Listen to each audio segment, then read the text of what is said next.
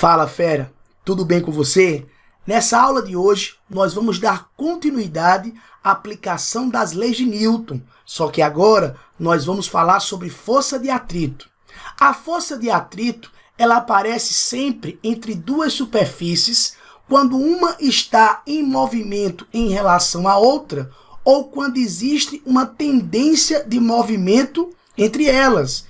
Isso devido a irregularidades entre as superfícies que estão em contato. A força de atrito, fera, ela pode se opor ao movimento entre as superfícies ou a força de atrito, ela pode se opor à tendência do movimento entre as superfícies. Por exemplo, se você acompanha na imagem que eu coloquei na sua tela, o rapaz ele tenta empurrar a caixa para a direita. Se essa caixa se encontra numa situação de repouso, essa força de atrito, ela se opõe à tendência do movimento. Porém, se essa caixa estivesse em movimento, essa força de atrito iria se opor ao movimento entre as superfícies de contato. E repito, isso tudo por conta das irregularidades entre as superfícies que estão em contato. Então, olha só, nós vamos trabalhar com dois tipos de força de atrito. A força de atrito que se opõe à tendência do movimento, ou seja, o corpo está em repouso, mas ele tem uma tendência de movimento. Essa força de atrito que se opõe à tendência do movimento é a força de atrito estático. Olha só. Vamos supor que nesse exemplo eu tenho uma força atuando sobre o corpo de 1 Newton para a direita. Porém, a força de atrito estático é de 1 Newton para a esquerda. Ou seja, isso é uma situação de repouso, mas existe uma tendência de movimento. Esse corpo só não entra em movimento porque o atrito estático não deixa. Porém, se eu aumentar a força para 2 newtons, e o corpo continua em repouso, significa dizer que o atrito estático também aumentou para 2 newtons e esse corpo continua na tendência de entrar em movimento, ou seja, ele continua em repouso. Fera, a força de atrito estático entre duas superfícies que estão em contato, ela vai aumentando gradativamente, até o ponto que essa força de atrito estático ela atinge o seu valor máximo.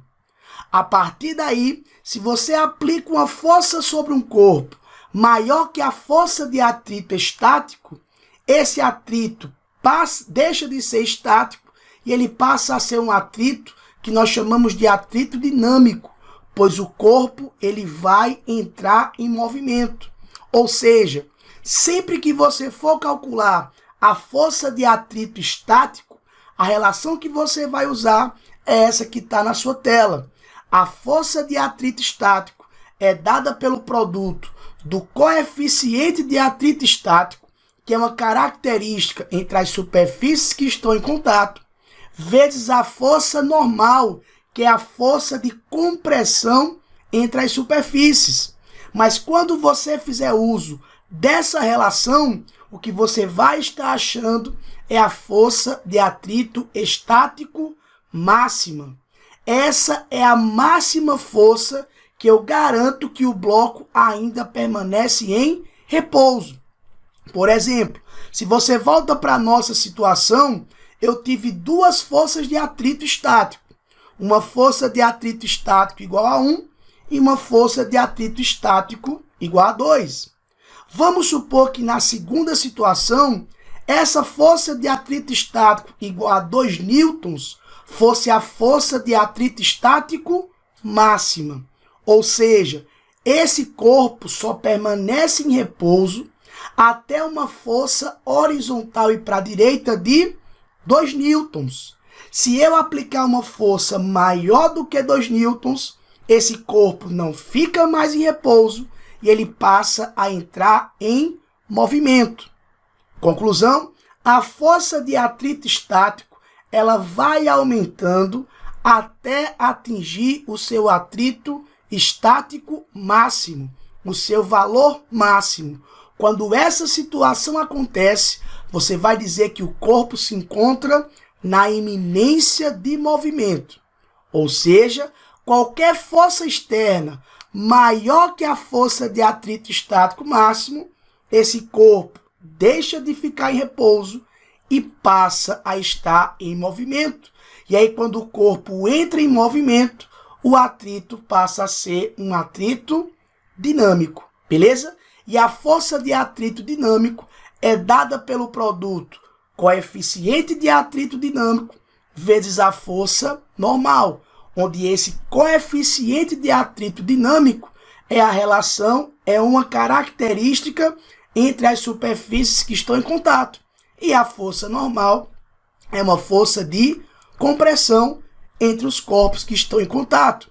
Fera, a força de atrito estático máximo sempre vai ser maior que a força de atrito dinâmico. O coeficiente de atrito estático sempre será maior que o coeficiente de atrito dinâmico. Nós podemos então representar essa situação que eu falei para vocês em um gráfico muito conhecido para a força de atrito. É o gráfico que está na sua tela.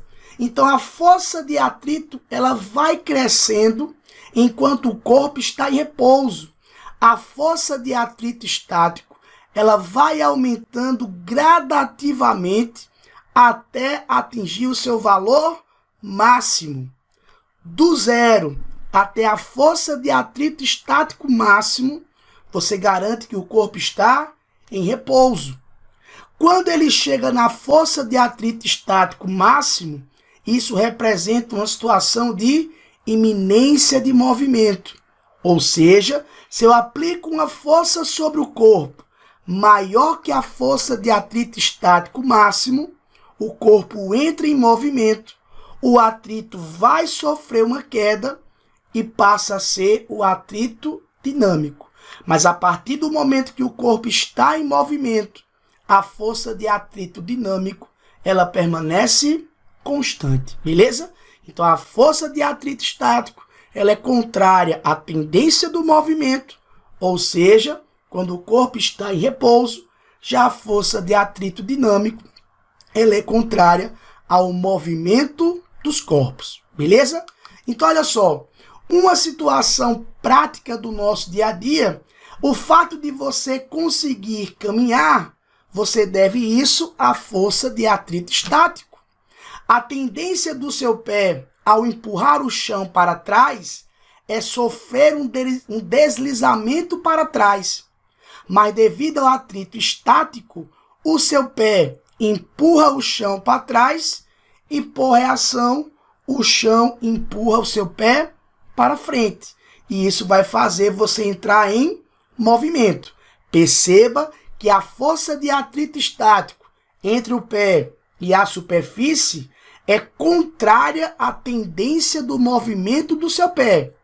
Porém, a força de atrito estático ela vai ter o mesmo sentido do movimento da pessoa. Mas cuidado que a interação entre o pé e o chão está acontecendo lá embaixo. Então a tendência do seu pé é se deslocar para trás, o chão empurra seu pé para frente. E é por isso que você anda. A mesma explicação nós podemos fazer para uma roda de tração, né? O motor que faz uma roda girar, beleza? A roda de tração motora, o motor faz essa roda girar. E aí, quando essa roda gira, devido ao atrito estático entre a roda e a pista, a roda empurra a pista para trás, a pista empurra a roda para frente. Então, na roda de tração motora, a roda empurra a pista para trás e, por reação, a pista empurra a roda para frente. Essa força é uma força de atrito estático, porque não existe deslizamento, não existe movimento de derrapagem entre o corpo e a superfície. Mas a roda que não tem tração motora, qual é a tendência dessa roda? seria ela deslizar para frente. Então, a roda empurra o chão para frente e o atrito estático empurra a roda para trás. Por isso que ela também gira no mesmo sentido. Então, na roda que tem tração motora, o motor faz a roda girar, o pneu empurra o chão para trás, o atrito estático empurra para frente. Tranquilo? Já na roda que não tem tração motora, a tendência dela é ela deslizar para frente. Mas devido ao atrito estático, a roda empurra a pista para frente e, por reação, a pista empurra a roda para trás. Então, a força de atrito entre a roda e a pista está para a esquerda. Olha só, fera, eu fiz um resuminho para você com relação a essa roda de tração. Quando você pega um móvel, por exemplo, que tem tração apenas na roda traseira, a força de atrito estático na roda traseira está para frente. Já na roda dianteira que não tem tração, a força de atrito está para esquerda. Tranquilo? Um carro que tem apenas tração na roda dianteira, a força de atrito entre a roda e a pista está para a direita, e na roda traseira que não existe tração motora, a força de atrito está para a esquerda. E já no carro que tem tração nas 4 rodas, tanto na roda dianteira como na roda traseira, a força de atrito está para frente. Tranquilo? Então fica atento nessa situação que daria uma boa questão. Então vamos ver como caiu força de atrito na sua prova do Enem. Olha só, em 2013 nós tivemos essa questão.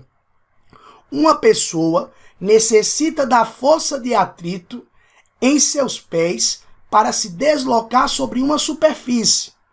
Logo, uma pessoa que sobe uma rampa em linha reta será auxiliada pela força de atrito exercida pelo chão em seus pés. Em relação ao movimento dessa pessoa, quais são a direção e o sentido da força de atrito mencionada no texto? Olha só, fera, eu vou voltar mais uma vez para a figura que eu acabei de lhe mostrar. Se o cara está subindo uma rampa, o fato de você subir a rampa, o seu pé está empurrando a rampa para baixo. E devido ao atrito estático, a rampa empurra o seu pé para cima. Não esquece, em relação à tendência do movimento do seu pé, a força de atrito se opõe. O seu pé quer ir para trás, o atrito empurra seu pé para frente.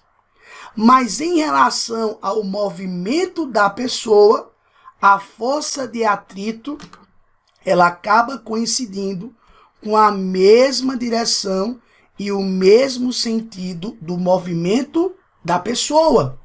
Se você sobe a rampa, você só consegue subir a rampa por conta da força de atrito. Mas se você olhar aqui, para a tendência do movimento, a tendência do seu pé é ir para trás, o atrito estático é para frente.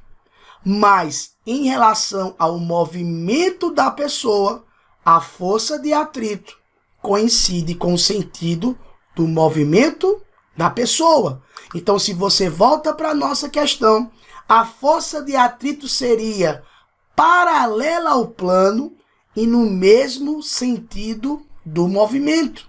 Sendo assim, a resposta correta aqui seria a alternativa C, de com certeza você vai detonar na prova do Enem. Vamos para mais uma questão. Essa questão foi de 2013 também, e ela dizia o seguinte: uma invenção que significou um grande avanço tecnológico na antiguidade, a polia composta ou a associação de polias, é atribuída a Arquimedes. O aparato consiste em associar uma série de polias móveis a uma polia fixa. A figura exemplifica um arranjo possível para esse aparato. É relatado que Arquimedes teria demonstrado para o rei Hierão, em um outro arranjo desse aparato, movendo sozinho sobre a areia da praia, um navio repleto de passageiros e cargas, algo que seria impossível sem a participação de muitos homens. Suponha que a massa do navio era de 3.000 quilogramas, que o coeficiente de atrito estático entre o navio e a areia era de 0,8 e que Arquimedes tenha puxado o navio com uma força F, paralela à direção do movimento e de módulo igual a 400 newtons. Considere os fios e as polias ideais, a aceleração da gravidade igual a 10 metros por segundo ao quadrado e que a superfície da praia é perfeitamente horizontal. O número mínimo de polias móveis usadas nessa situação por Arquimedes foi... Olha só, fera, nessa questão nós temos a força de atrito estático e nós temos um sistema de máquinas simples, que são as polias móveis, que são utilizadas para lhe dar uma vantagem mecânica. E eu vou te mostrar por quê. Mas a primeira situação aqui seria o seguinte, ó. Arquimedes vai aplicar a força sobre essa corda. Essa força vai se distribuir aqui por essas cordas até chegar no navio. Então concorde comigo. A força de Arquimedes ela será transmitida por esse sistema de polias até chegar aqui para o navio, que eu vou chamar essa força de força F'. Tranquilo? Contrário à tendência do movimento do navio, nós teríamos aqui a força de atrito estático. Tranquilo? Nós teríamos a força de atrito estático. Na questão ele pergunta o número de polias para que Arquimedes conseguisse colocar o navio em movimento. Então eu vou considerar essa nossa situação como sendo uma situação de iminência de movimento. Qualquer forcinha a mais que Arquimedes fizesse, eu vou considerar que esse navio entraria em movimento. Beleza? Fora essa força para a esquerda e essa força para a direita, nós teríamos aqui a força peso, vertical e para baixo, e a força normal, vertical e para cima. Como a superfície é uma superfície horizontal, essa força peso que está para baixo é igual à força normal que está para cima. Tranquilo? Então, fera, considerando a nossa situação de equilíbrio, uma situação de iminência de movimento, eu posso afirmar que essa força F' que puxa o barco para a esquerda é igual à força de atrito estático que está para a direita. Então vamos escrever isso aqui. A força F' seria igual à força de atrito estático. Beleza? Tá vendo como é que eu faço para calcular a força de atrito estático? Eu mostrei para você que a força de atrito estático é dado pelo produto do coeficiente de atrito estático vezes a força normal. Como essa superfície é uma superfície horizontal, acaba que essa força normal é igual à força peso, beleza? Como é que calculamos força peso? Massa vezes gravidade. Conclusão, essa força F' seria igual o coeficiente de atrito estático, a questão nos deu, 0,8. A massa do navio, a questão nos deu, 3.000 quilogramas. E a aceleração da gravidade, 10 metros por segundo ao quadrado. Então, se você faz o produto 0,8 vezes 3.000 vezes 10.000, nós descobrimos que essa força F' seria uma força de 24.000 newtons. Ou seja, com uma força de 24.000 newtons, este navio estaria na iminência de entrar em movimento. Aí a questão quer saber o seguinte: qual seria o número de polias móveis para que Arquimedes, aplicando aqui uma força de 400 newtons, fosse capaz de mover o navio? Aí, fera, a novidade de hoje é exatamente essa que eu vou te falar agora. Sempre que você tiver um sistema que envolve polias móveis, lembra, a ideia de colocar polias móveis é para me dar uma vantagem mecânica. Eu não preciso aplicar uma força de 24.000 newtons. Com o sistema de polias móveis, eu posso aplicar uma força menor, e essa força, ao ser transmitida de polia para polia, ela vai aumentando gradativamente. Isso é o que nós chamamos de vantagem mecânica. Então, para polias móveis, a relação que você vai usar é essa relação aqui, ó. A força que Arquimedes precisa aplicar na corda seria a força F' necessária para colocar o navio em movimento, dividido por 2 elevado a N, onde esse N, fera, é exatamente o número de polias móveis, que é exatamente a pergunta da nossa questão. Então, a força que Arquimedes precisaria aplicar na corda para que no navio chegasse uma força de 24.000 newtons é dado pela relação F igual a F' sobre 2 elevado a N, onde N é exatamente o número de polias móveis, que é a pergunta da nossa questão. Então, se você chega aqui e faz a substituição, a força que Arquimedes precisaria aplicar seria uma força de 400 newtons para ser transformada numa força de 24.000 newtons, isso tudo sobre 2 elevado a N. Se você efetuar aqui a simplificação, 0 cancela com 0, 0 cancela com 0, ok? Esse 2 elevado a N sobe multiplicando, o 4 vai descer dividindo. Então, eu teria que 2 elevado a N seria igual a 240 dividido por 4, beleza? Conclusão, 2 elevado a N seria igual a 60. E aí, fera, qual é o valor que eu pego? Qual valor eu colocaria no expoente para que 2 elevado a esse valor me desse 60? Aí vamos lá. Taveira, se eu atribuísse a N o valor de 5, se N fosse igual a 5, quanto é 2 elevado a 5? 2 vezes 2, 4. 4 vezes 2, 8. 8 vezes 2, 16.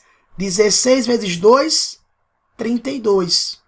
Então, Taveira, 5 polias não satisfaz a minha igualdade, porque 32 é menor do que 60. Mas se eu fizer 2 elevado à sexta, 32 vezes 2 me dá 64.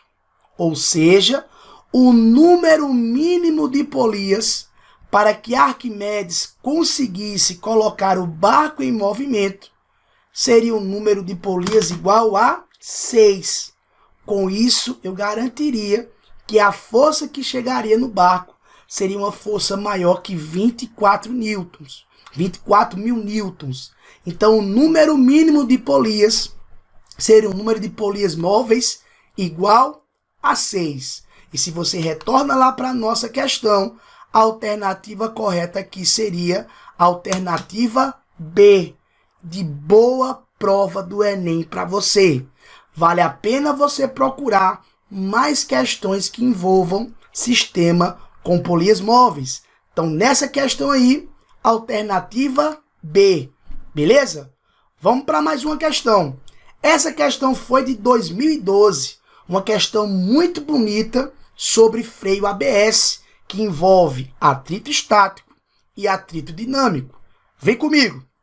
Os freios ABS são importante medida de segurança no trânsito, os quais funcionam para impedir o travamento das rodas do carro quando o sistema de freios é acionado, liberando as rodas quando estão no limiar do deslizamento. Olha que perfeito.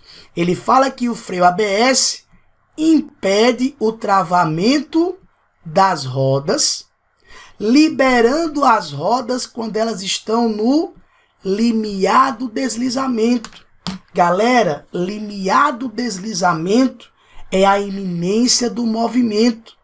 Ou seja, o freio ABS não deixa a roda deslizar, não deixa a roda derrapar. Ou seja, a força de atrito no funcionamento de frenagem, quando você utiliza o freio ABS, é a força de atrito estático. Ela não vai deixar a roda travar para ocorrer o deslizamento, a derrapagem. Então, durante toda a frenagem, num carro que possui freio ABS, a frenagem é toda feita pela força de atrito estático. Quando as rodas travam, a força de frenagem é governada pelo atrito cinético, ou seja, os veículos que não possuem freio ABS, ao pisar no freio, a roda trava. E se a roda trava, dependendo da velocidade do móvel, vai acontecer a derrapagem. E se acontece uma derrapagem, existe um movimento entre as superfícies que estão em contato. E quando existe um movimento entre as superfícies que estão em contato, o atrito é o atrito cinético, é o atrito dinâmico. E lembra, a força de atrito estático, ela é sempre maior que a força de atrito dinâmico. Repito, a força de atrito estático máxima, ela é sempre maior que a força de atrito dinâmico. Então, a vantagem de se utilizar um freio que tenha ABS é que a roda não vai travar. Ou seja, durante a frenagem, o atrito será sempre o atrito estático. Então, ela trava a roda, quando a roda vai deslizar, ela solta e trava de novo. Ela solta e trava de novo. Então, a roda ela vai parando gradativamente, de forma que ela não desliza, porque o atrito é sempre estático. Já no freio sem ABS, não. Pisou no freio, a roda travou. Se o atrito estático não for suficiente, o atrito passa a ser dinâmico e vai acontecer a derrapagem, o que é bem mais perigoso, beleza? Então ele fala assim, as representações esquemáticas da força de atrito entre os pneus e a pista, em função da pressão aplicada no pedal do freio para os carros sem ABS e com ABS são: fera, para o carro sem ABS, funciona o gráfico que eu lhe mostrei nessa aula. O atrito passa a ser estático. E se o atrito estático máximo é vencido, vai acontecer um movimento de derrapagem do móvel e o atrito passa a ser dinâmico. Então, para o carro que não tem ABS, o gráfico da força de atrito é o mesmo que eu lhe mostrei nessa aula. Ou seja, ou seria o gráfico da alternativa A, ou seria o gráfico da alternativa E. Estaria fora a alternativa D, estaria fora a alternativa C, estaria fora a alternativa B. Então, nós ficamos com a letra A e a letra E para o carro sem ABS. Ô, Taveira, mas a questão falou que no carro com ABS, ela não permite o travamento das rodas. Ou seja, No carro com ABS, o atrito é sempre o atrito estático máximo. Então, o atrito estático máximo, no limiar do deslizamento, solta e trava de novo. O atrito volta a ser máximo. Vai deslizar, solta e trava de novo. O atrito volta a ser máximo. Então, se você prestar atenção, entre a letra A e a letra E, o gráfico que me mostra sempre a força de atrito estático máximo no limiar do deslizamento é o gráfico da letra A. Então, nessa questão de 2012, a alternativa correta seria a alternativa A, de aprovação na sua prova do Enem. Vamos lá para mais uma questão sobre força de atrito, e agora foi no Enem PPL de 2012, sobre o mesmo tema. Eu espero que a resposta esteja na ponta da língua. Olha só, o freio ABS é um sistema que evita que as rodas de um automóvel sejam bloqueadas durante uma frenagem forte e entrem em derrapagem. Testes demonstram que, a partir de uma dada velocidade, a distância de frenagem será menor se for evitado o bloqueio das rodas. Lógico, porque o atrito é o atrito estático, que é maior que o atrito dinâmico. O ganho na eficiência da frenagem, na ausência de bloqueio das rodas, resulta do fato de... Ora, por que é melhor a frenagem com o freio ABS do que com um carro que não tem ABS, fera? Tá vendo? Com o freio ABS, o atrito a força de atrito durante a frenagem é a força de atrito estático. E a força de atrito estático, ela é sempre maior que a força de atrito dinâmico, porque o coeficiente de atrito estático sempre vai ser maior que o coeficiente de atrito dinâmico. Onde é que nós temos essa fala? Exatamente na alternativa B. A eficiência da frenagem na ausência de bloqueio das rodas resulta do fato de o coeficiente de atrito estático ser maior que o dinâmico, independentemente da superfície de contato entre os pneus e o pavimento. Então, nessa questão, também sobre a ABS, a alternativa correta seria a alternativa B. De boa prova do Enem para você.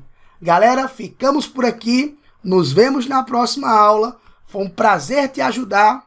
Até a próxima. Valeu!